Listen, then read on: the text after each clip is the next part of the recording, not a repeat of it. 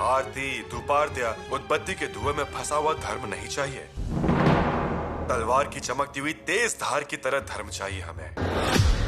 गागा भट्ट जी के मुंडन के प्रस्ताव को महाराज जी ने अस्वीकार कर दिया है। ठुकराया या स्वीकारा समझ नहीं आ रहा।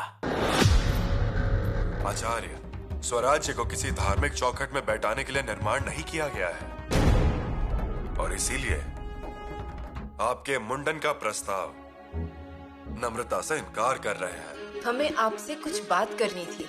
बोलिए। बाल राजा पर थोड़ा ध्यान दीजिए। बाल राजा की नजरअंदाजी हो रही है महाराज। नजरअंदाजी?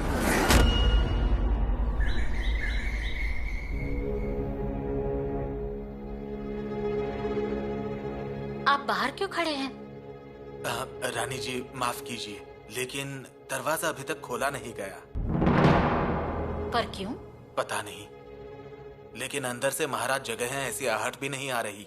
कहीं वो थककर गहरी नींद में सो तो नहीं रहे ना? शायद वैसा हो सकता है। रानी जी, रोज घी की थाली में महाराज मुख दर्शन करते हैं, लेकिन आज वो भी नहीं हुआ। रोज की तरह नाड़ी परीक्षण के लिए सूर्योदय पर ही मैं यहाँ पहुँच गया हूँ, लेकिन एक प्रहर बीत चुका है। हम यहीं पर हैं। क्या आपने उन्हें आवाज लगाई? आवाज देना तो चाहता था, लेकिन बेवजह नींद में खलल पड़ेगी इसलिए नहीं दी। और वैसे भी महाराज सूर्योदय से 2 प्रहर पहले उठ जाते हैं। बात तो है, अब तक तो उनका प्रातः भोजन हो चुका होता है, और कभी देरी हो जाती है तो मुझे कहते हैं यस्बा प्रातः भोजन के लिए देर क्यों हुई।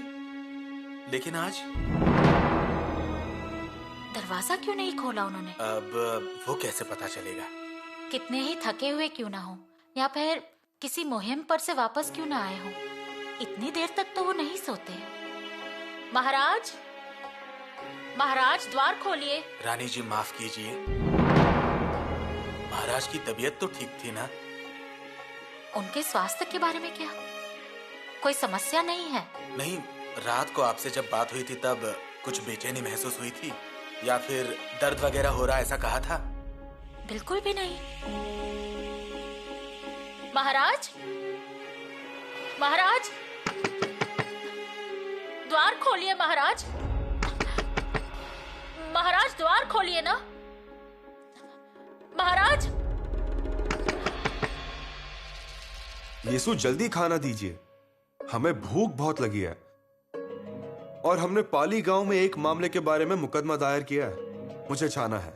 ठीक है, जलपान कर लीजिए। तुम मेरे साथ जलपान क्यों नहीं करती? हम? और आपके साथ? लोग देखेंगे तो क्या बोलेंगे सोचिए। क्या कहेंगे? वो कहेंगे पति पत्नी साथ मिलकर खाना खा रहे हैं। वे ऐसा नहीं कहेंगे, वे कहेंगे कि देखो कैसे अपने पति के साथ बैठकर जलपान कर रही है। नहीं। आप कंधे से कंधा मिलाकर काम करती हैं, अपने न्यायाधीश का पद भी संभालती हैं, तो फिर मेरे बगल में बैठने में बुराई क्या है? आप कृपया जलपान करिए, आप कहाँ हमारी बात मानने वाले? ये मैं दिल से कह रहा हूँ और दिल से खाता भी हूँ। वैसे ये बहुत अच्छा भोजन है। आपका पसंदीदा भोजन है, और गर्मा गर्म लापसी भी है। युवराज, माफ कीजिएगा, महाराज की तबीयत ठीक नहीं है। महारानी ने आपको तुरंत बुलवाया है। उनकी तबीयत ठीक नहीं है?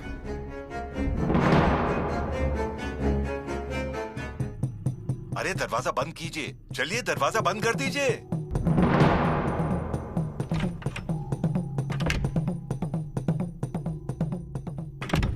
ये ठीक किया आपने। हाँ बिल्कुल, मतलब महाराज के बीमार होने की खबर बाहर नहीं जानी चाहिए। और कोई पूछताछ करे तो मालूम भी ना पड़े। हाँ। नहीं तो अपने ही लोग राय का पहाड़ करते हैं। हाँ, और ऐसे लोग भी हैं जो अपने हिसाब की चीजों को भूलकर बेकार का मतलब निकालते रहते हैं और दावा करते हैं कि होने वाला है। इसलिए मैं सतर्क हो रहा हूँ। पंत, किले के नीचे एक अंग्रेज वकील आया है। हाँ। कुतुब शाह का भी वकील आया है। आने दो, लेकिन वहीं रोक के रखो। उनसे कहो कि आज किले के अंदर ना आए। यदि मेरा पत्र लेते हैं तो आपत्ति नहीं है जी। और हाँ, आज किले से नीचे कोई नहीं आएगा, किसी को प्रवेश करने मत देना। हाँ जी। बचाव के उपायों के बारे में हमारे आदमियों को सूचित करें। आप जा सकते हैं। कल रात 5-6 गांवों की जनता आकर रुकी है। अरे उन्हें रहने दो, वो चाहे तो 2 और दिन और रुक सकते हैं। पहले महाराज को ठीक होने दो, फिर देख लेंगे हम। और मोरोपंत उनसे अवश्य मिल लेंगे। हाँ, वो उनके लिए उपाय करेंगे। और बात यह है कि गढ़ वाले के रूप में कुछ बातों का व्यक्तिगत रूप से ध्यान रखना पड़ता है। आप महाराज के महल में गए थे क्या? जी, भीड़ है वहाँ। युवराज भी वही थे। अच्छा, सच में? तो फिर चिंता की क्या बात है? पिताश्री, आपको क्या हो रहा है? पिताश्री, बताइए ना, क्या हो रहा है? कुछ भी नहीं, बस थोड़ी सी थकान है और कुछ नहीं। और अब चाहे जो भी हो जाए, तुम हो ना ख्याल रखने के लिए। फिर भी आप कितने वक्त से अस्वस्थ हैं? रात के पहले कुछ घंटों बाद से। पिताश्री, आपने मुझे सूचना क्यों नहीं दी? शंभू राजा, तुम भी थक कर लौटे थे, इसीलिए मैंने नहीं बुलाया। राजकुमार शंभू, आप कितने सवाल पूछेंगे? सही कहा। उसके अलावा वो मुश्किल से सांस भी ले रहे हैं और उन्हें थकावट हो रही है, कमजोरी भी महसूस कर रहे हैं। देखिए तो, आंखों में भी कितनी थकावट है। वही तो हम भी कह रहे हैं माताश्री। अगर हमें समय पर पता होता तो तुरंत कुछ इलाज शुरू कर दिया होता। युवराज, जरा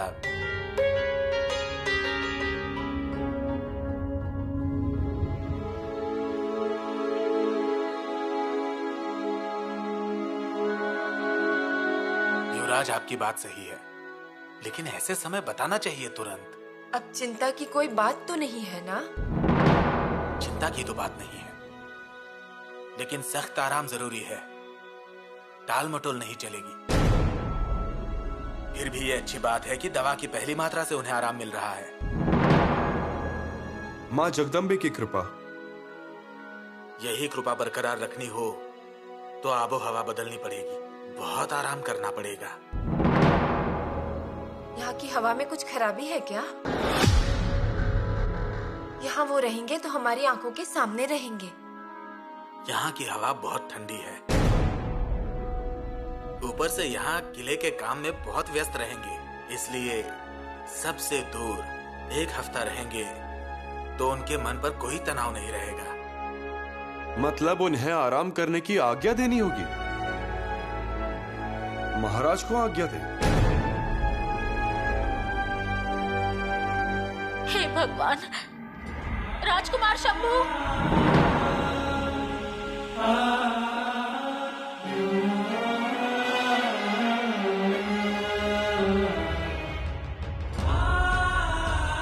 फिर से बेहोश हो गए, लेकिन चिंता मत कीजिए, ये बेहोशी उन्हें थकावट की वजह से हुई है, इसीलिए आबो हवा बदलनी है। आबो हवा बदलना महाराज की तबीयत के लिए बहुत अच्छी दवा है।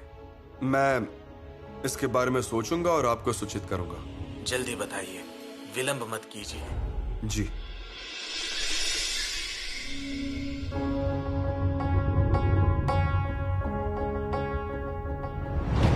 ये कागज देखिए।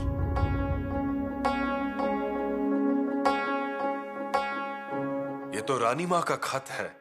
आप इसे खत कह सकते हैं, पर हम इसे एक माँ ने अपने बच्चे के लिए बनाई हुई योजना समझते हैं। और इस योजना के कारण स्वराज्य संकट से बच गया था। आप कहना क्या चाह रही हैं सोयरा रानी जी? एक माँ होने के नाते एक सवाल पूछना है आपसे। महाराज, हमारे पुत्र का क्या होगा? खामोश!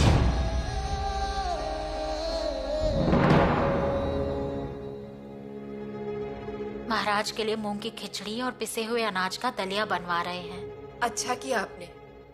पिसे अनाज का दलिया हो तो अच्छा होगा। जी, हमने वैसे ही बनाने को कहा है। बड़ी रानी साहिबा, महाराज बीमार हैं, ये बात सुनकर हम तो डर ही गए थे। हमने सोचा ये क्या हुआ, इससे पहले महाराज कभी बीमार नहीं हुए। सही कहा। उन्हें कभी साधारण खांसी भी नहीं हुई, उन्हें कभी सिर दर्द नहीं हुआ या उन्हें बुखार भी नहीं आया। कभी नहीं। पहली बार उन्हें इस तरह बीमार देखा है।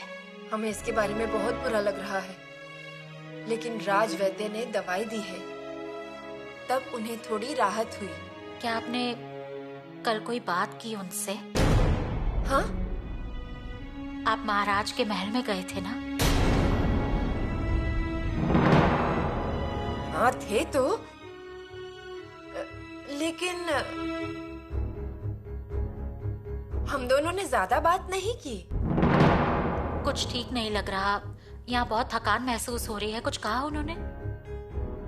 बिल्कुल नहीं, उल्टा कल तो वो एकदम ठीक ठाक थे। हमने बहुत सी छोटी छोटी बातें की। पर फिर ऐसा क्या हुआ अचानक कि वो बीमार पड़ गए?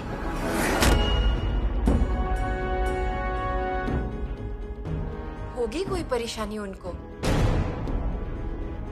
और वैसे भी महाराज हमें कहाँ कुछ बताते हैं, वे अपने मुद्दे खुद ही सुलझाते हैं। पर तनाव होने जैसा ऐसा क्या हुआ उनके साथ?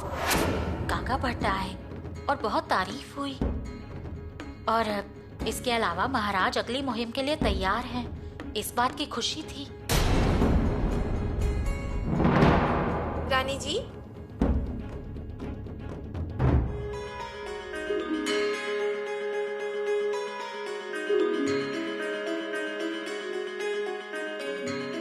रानी सोयरा, हम आते हैं। मेरे प्रभु को अच्छा लगेगा अगर वो थोड़ा सा खा लें तो, नहीं तो ऐसे ही बैठे रहेंगे। खुद तो कुछ मांगेंगे नहीं और खाएंगे भी नहीं। हम आते हैं थोड़ी देर में।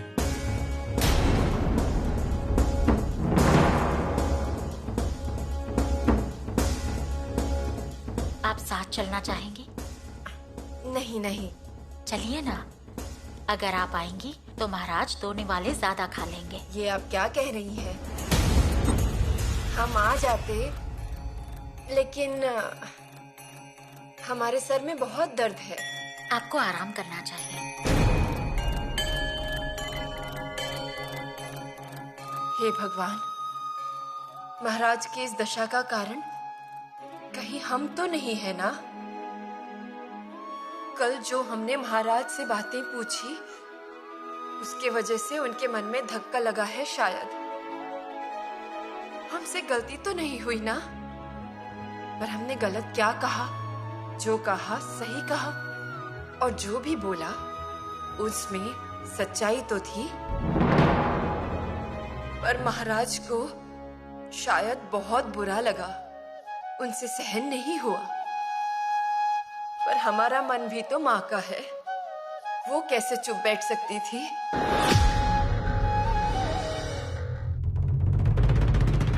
कैसी है अब तबीयत?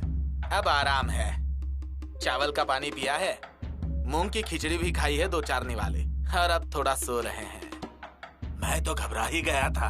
हाँ, महाराज बीमार पड़ गए तो आश्चर्य होता है ना। मैं जब से देख रहा हूँ महाराज कभी भी बीमार नहीं हुए हैं, कभी खांसते हुए भी नहीं देखा।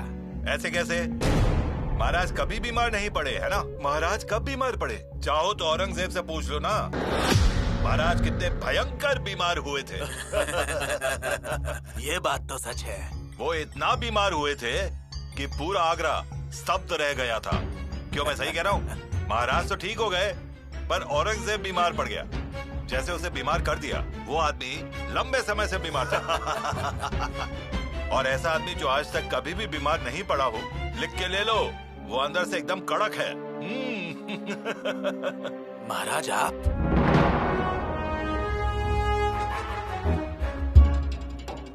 महाराज, आप कार्यालय में क्यों आए हैं? आपको यहाँ आने की आवश्यकता क्या थी? मुझे तो दस्तावेज तैयार करने हैं, एक मादन्ना के लिए और एक अकन्ना के लिए। वो कुतुब शाही साम्राज्य के प्रधानमंत्री। ऐसा करने के लिए आपको कार्यालय आने की आवश्यकता नहीं। आप चिटनीस को बुला सकते थे, या इसमें 2 दिन देरी कर सकते थे, तो क्या फर्क पड़ जाता था? महाराज, आपको आराम की जरूरत है। आराम की जरूरत? इन 3 शब्दों की और मेरी मुलाकात अब तक हो नहीं पाई है। शब्द तो आपसे डरते होंगे। मुझसे डरते होंगे? क्यों? वो आपके करीब आने की सोचते होंगे, लेकिन आपके बाघ के पंजे उन्हें दिखाई देते होंगे। मतलब चोट भी लग सकती है। ये सच है। आराम मतलब जैसे अफजल खान है, वो अफजल खान आया और मुझसे लड़ा, और ये आराम का अफजल खान हम सब पर हमला करता है। अब हम सभी को मिलकर विश्राम को तोड़ना है। राव जी। जी महाराज। किले के दरवाजे क्यों बंद है? महाराज, जानबूझकर दरवाजा बंद किया था। आवाज आती है इसीलिए। वो किसी भी तरीके से बाहर तो जाएंगे ही। ये अफवाहें हैं और इन्हें रोका नहीं जा सकता। मगर इस वजह से जनता में अफवाह फैल जाती है।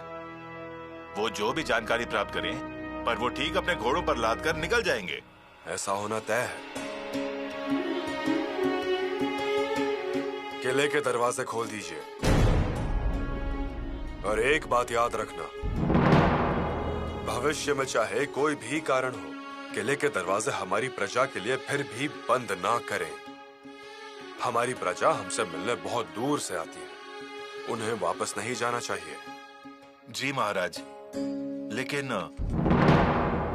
महाराज, आपको कुछ समय के लिए जगह बदलनी पड़ेगी। क्या ये बात सही है? कहाँ जाना पसंद करेंगे?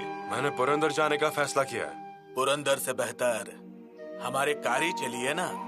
कारी या पुरंदर के बारे में भूल जाओ महाराज, पुणे सबसे अच्छा रहेगा। आपको बस इतना ही कहना है, मैं उन्हें लाल महल तैयार करने के लिए कह दूंगा। महाराज, एक विनती थी, आप अजिंक्य तारा चले जाएं। वहाँ का वातावरण बहुत अच्छा है और स्वराज्य में नया आया हुआ किला है, और आपके चरण स्पर्श होंगे। अजिंक्य तारा, मुझे लगता है ये सही होगा। तलबेट क्यों नहीं? मैं अजिंक्य तारा जाऊंगा ताकि मैं उसके आसपास के क्षेत्र में भी नजर रख पाऊं। चंदन वदन, पांडवगढ़, नंदगिरी का किला, मेहमानगढ़, वासुटाय और उन सभी किलों को भी बनाने की जरूरत है। अनाजी पंत जी। अजिंक्य तारा को संदेश भेजे, उनसे कहिए मैं वहां कुछ देर हवा बदलाव के लिए आ रहा हूं।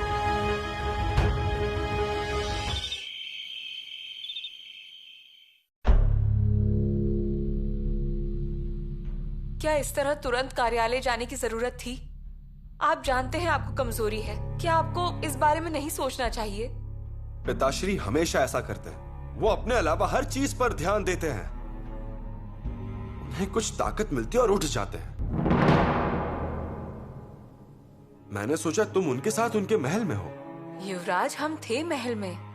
हमने उन्हें शाही वैद्य द्वारा दिए गए उम्रा की जड़ का काढ़ा भी पिलाया था, और फिर वे सोने चले गए। उसके बाद हम माता श्री के महल में गए नापने का प्याला लेने, और जब हम वापस आए तो देखा कि पिताश्री महल में है ही नहीं।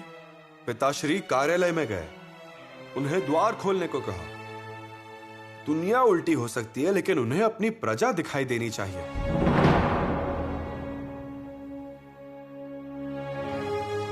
उन्होंने अजिंक्य तारा निश्चित किया है ना?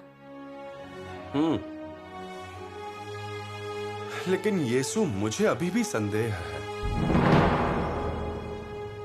कैसा संदेह?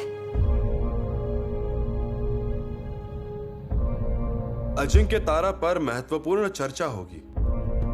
वो वहां स्वराज के प्रशासन में एक बहुत ही महत्वपूर्ण बदलाव का फैसला करेंगे, और उसके बारे में हर जानकारी अन्नाजी पंत को मिलेगी। चूंकि अजिंक्य तारा को अन्नाजी पंत ने स्वराज्य में लाया था, वहां अभी तक कोई पद नहीं सौंपा गया है। अन्नाजी के खास आदमी अभी भी वहीं पर काम कर रहे हैं। लेकिन युवराज, अगर अनाजी पंत को सूचना मिलती है तो उसमें गलत क्या है? हाँ, अन्नाजी पंत के बारे में मुझे कोई आपत्ति नहीं है, बिल्कुल नहीं। मुझे इस सूचना को बाहर भेजने के उद्देश्य पर आपत्ति है। महाराज से प्राप्त जानकारी अन्ना जी की स्वीकृति प्राप्त करने के लिए, इसीलिए अगर उनके अपने मर्जी के लोग उनके तक पहुंचने वाले होंगे तो जरूर उस जानकारी के पंख निकले होंगे, उस जानकारी के विभिन्न पहलू बनाए होंगे। ये स्वराज्य के प्रशासन के लिए मुश्किलें बढ़ा देंगे। तो इसका समाधान क्या है? इसका एक ही उपाय है। मैं पिताश्री की छाया बनूंगा। यसु, किसी कारण से मुझे यह आभास होता रहता है कि पिताश्री को अकेला नहीं छोड़ना चाहिए।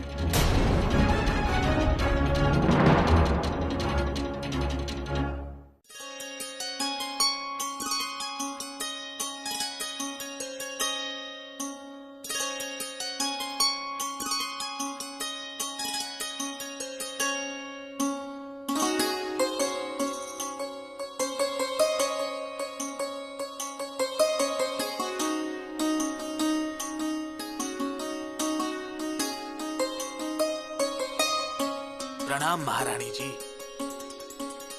आपसे मंदिर में मुलाकात हुई। ये कोई बहुत ही अच्छा शगुन लग रहा है। महाराज जल्दी से ठीक हो गए हैं, क्या ये अच्छा संकेत नहीं है? हाँ हाँ हाँ, वो तो है। क्या आप जा रहे हैं महाराज के साथ अजिंक्य तारा पर? जी, इसीलिए तो जाने से पहले जगदीश्वर के दर्शन के लिए आया।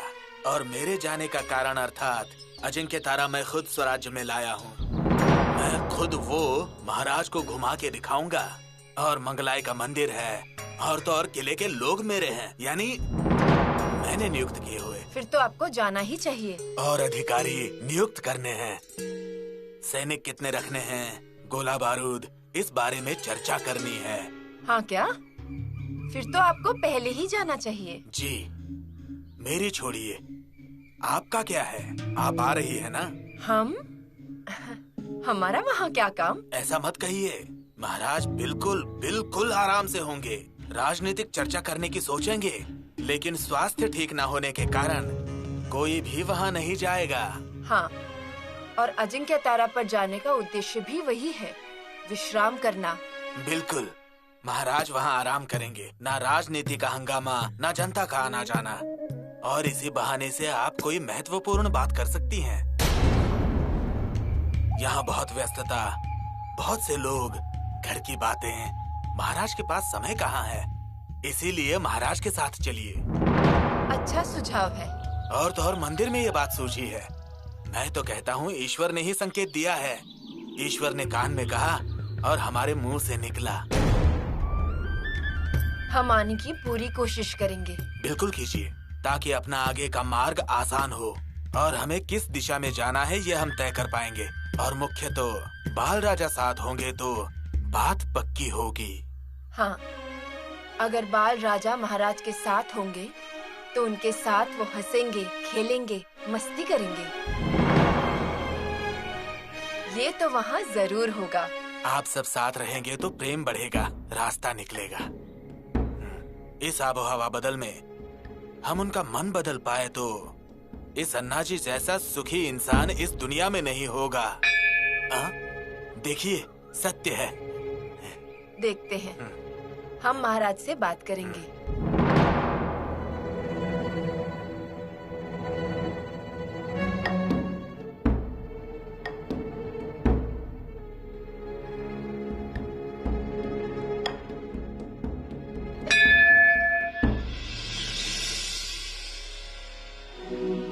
माताश्री, ये रख लीजिए।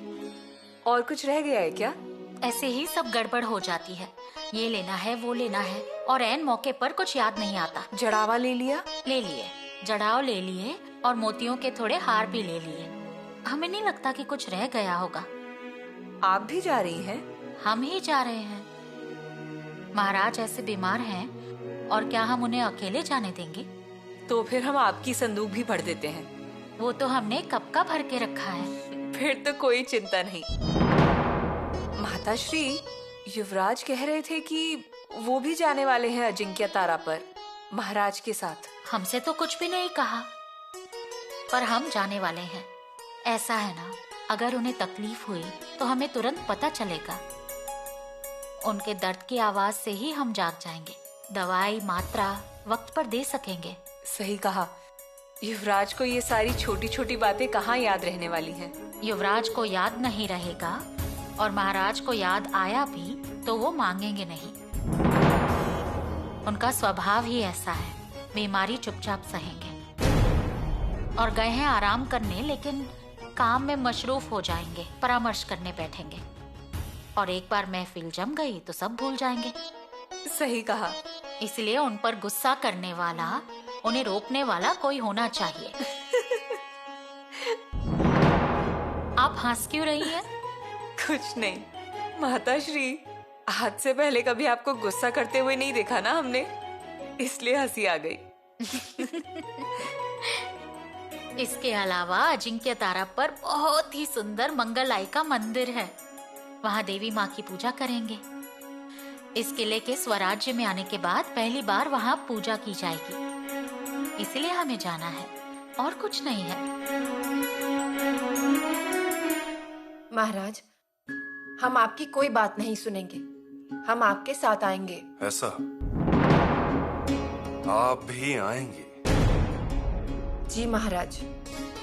हम भी साथ चलेंगे महाराज। अच्छा, आप भी साथ चलेंगी? जी। फिर सतवार भाई को भी संदेशा भेजिए, सगुना भाई भी आएंगी। फिर अपने आप राजा राम भी आ जाएंगे। और अगर राजा राम चलेंगे तो शंभू राजा तो जरूर चलेंगे। और अगर शंभू राजा आ रहे हैं तो ये सुबाई को भी आना ही पड़ेगा। अगर हमारा पूरा परिवार अजिंक्य तारा पर आ गया तो फिर यहाँ के अधिकारी भी आएंगे, सभी मंत्री भी आएंगे। बाप रे, बहुत बड़ी यातायात होगी। इससे बेहतर है कि हम ही नहीं जाएंगे। वो भी सच है पिताश्री। अगर हम सब जाएंगे तो यहाँ किले पर कौन रुकेगा? हम रुक जाएंगे किले पर, हम संभाल लेंगे किले को। शाबाश बहुरानी, शाबाश। तो फिर ठीक है, हम भी बहुरानी के साथ यहीं रुकेंगे। फिर हम भी नहीं आएंगे। ये सही है। ऐसा है कि हम वहां पर आराम करने जा रहे हैं, और वहां भी अगर आप सब हमारी नजरों के सामने रहेंगे तो हमने अच्छे से आराम किया ऐसा हमें महसूस नहीं होगा।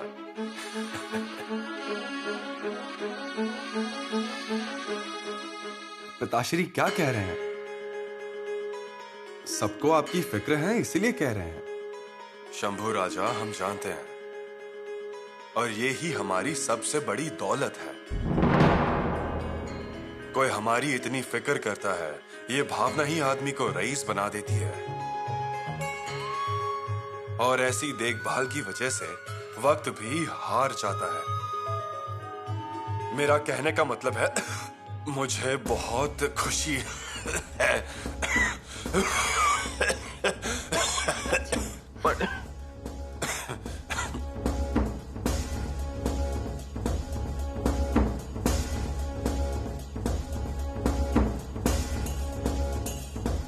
सब कुछ एक ही दिन बोलना जरूरी है क्या? कल बताइएगा। ठीक कहा। आप आराम कीजिए, अभी आप लेटे रहिए। देखा शंभू राजा, आप सब ने मिलके मुझे आदेश दे दिया। हाँ, लेकिन थोड़ी देर में हम किले से चले जाएंगे, इसीलिए सब अपनी जिम्मेदारी अच्छे से निभाइएगा। राज्य के कामकाज में ध्यान रखिए। जो रानी माँ ने कहा है उसका अनुसरण कीजिए। महाराज, हम अनुसरण कर रहे हैं और आगे भी करेंगे, लेकिन अभी तक आपने एक सवाल का जवाब नहीं दिया। आपके साथ कौन जाएगा? हाँ महाराज, हम नहीं, बड़ी रानी साहिबा नहीं, तो फिर आपके साथ कौन होगा? शंभू राजा,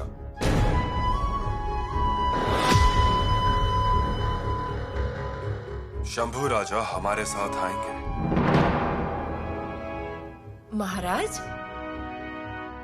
ये हमारा आदेश है। शंभू राजा हमारे साथ आए।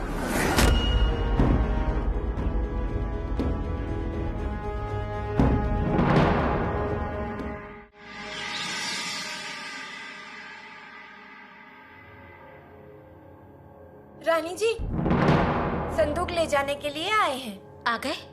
कुछ रहा तो नहीं ना? नहीं, सब कुछ ध्यान से रख दिया है। शहद लिया? देखा, वो रखना तो भूल ही गए। शहद का मर्तबान लाओ।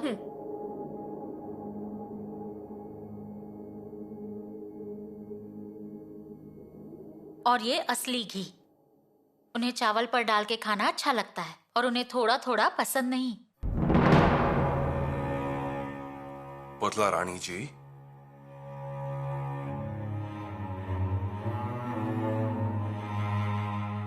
आप इन संदूकों को भरते थकेंगी नहीं। हाँ, ये संदूकें भी भर जाएंगी, लेकिन आपका मन नहीं।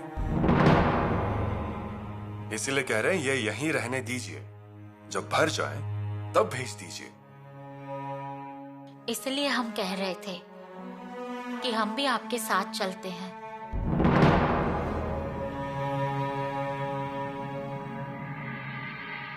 हम भी तो यही कह रहे थे कि हम साथ चलते हैं तो खाने पीने का ध्यान रख सकते थे। तो अब क्या माताश्री, पिताश्री के खाने पीने और नाश्ते का ध्यान अब कौन रखेगा? चिंता मत कीजिए, हमने सब बंदोबस्त कर दिया है। पर माताश्री, क्या बंदोबस्त किया है आपने? हम हमारे रसोइये को अजिंक्य तारा भेज रहे हैं। हमारी तरह उन्हें भी पता है कि महाराज को क्या क्या पसंद है। उसको सब जानकारी है।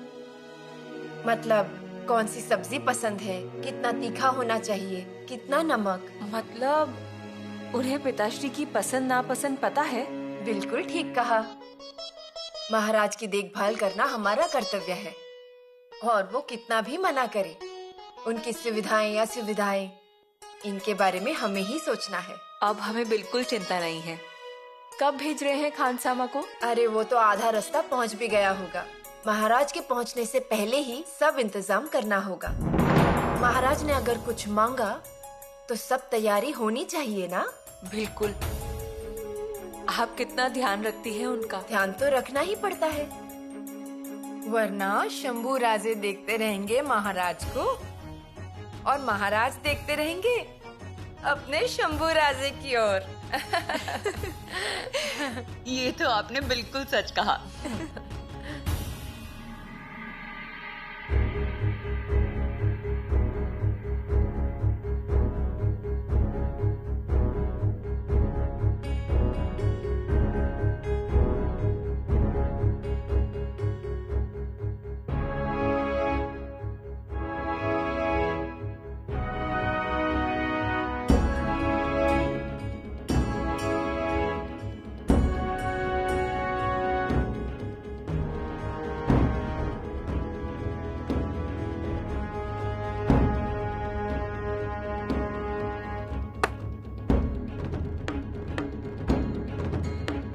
आओ, पालकी उठाओ।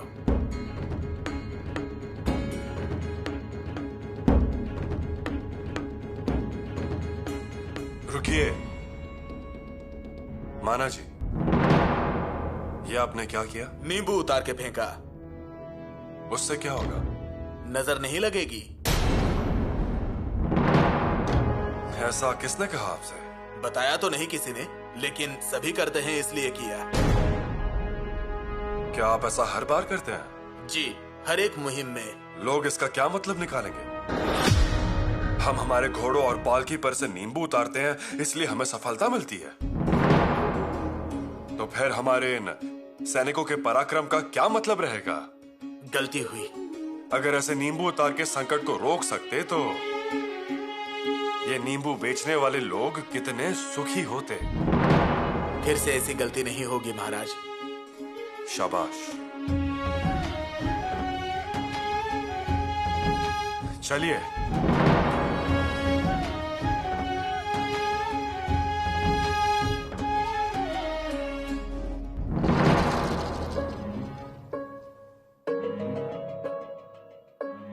महाराज की पालकी निकल चुकी है। हम भी तैयार हैं। किले के नीचे हम उन्हें मिल लेंगे। सच कहें तो हम भी आना चाहते थे अजिंक्य तारा पर। आप आती तो अच्छा होता।